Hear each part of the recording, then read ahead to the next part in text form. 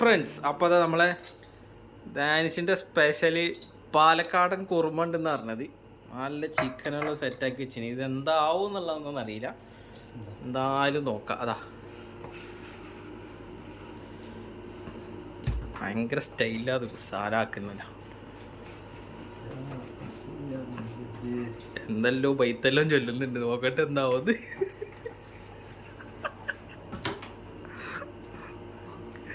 വലിച്ചിടുന്നത് വേറെ എവിടെ എന്തെങ്കിലും സാധനം ഓർഡർ ആക്കേണ്ടതെന്ന് അറിയൂല. ഇപ്പൊ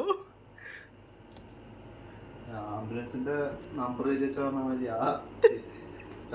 സ്റ്റാർ വണ്ണിന്റെ നമ്പർ ഒന്ന് നോട്ടീസ് ബോർഡിൽ ഇട്ടോ. ലാസ്റ്റ് ഇന്റെ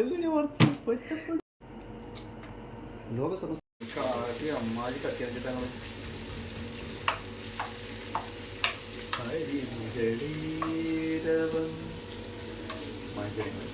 ഒരു സുഖമില്ലാത്ത ഒരാളാണ് കറി ഉണ്ടാക്കുന്നത്.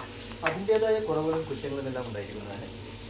എങ്കിലും കൊച്ചു കൊച്ചു കുറവുകളും കൊച്ചു കൊച്ചു പ്രശ്നങ്ങളെല്ലാം ഒറ്റപ്പെട്ട മാപ്പാക്കി തരുന്നത് എനിക്ക് മാപ്പില്ല.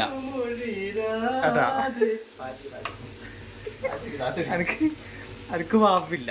ജിന്റെ കറിയിൽ എന്താ പറഞ്ഞത്?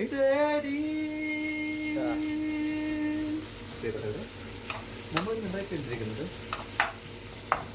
ഞാൻ തന്നെ എൻ്റെ സ്വന്തം കറിക്ക് പേരിട്ടുണ്ട്, പട്ടാമ്പി കുറുമ.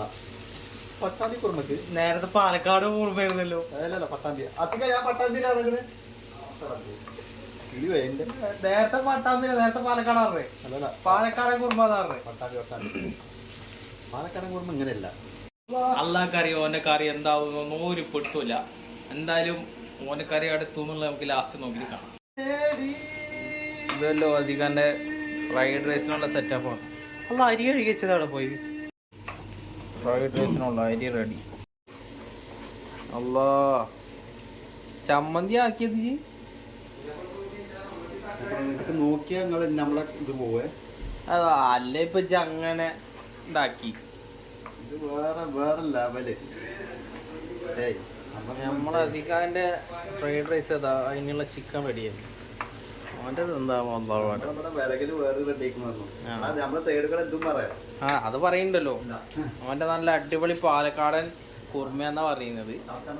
നോക്കട്ടെ. ഇപ്പൊ പിന്നെ മാറ്റിയാ ഇത് നല്ല രസം തോന്നുന്നു.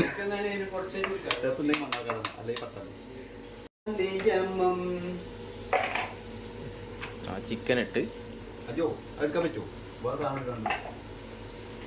എന്നാ ബാഡ്ക്ക്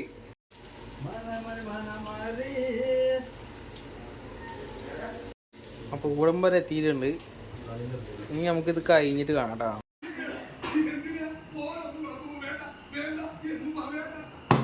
സംഭവം എന്തൊക്കെയായാലും ചെക്കനെ കറി തിരക്കണമെന്നില്ല. കറിയൊക്കെ അടിപൊളിയായിട്ടുണ്ട്.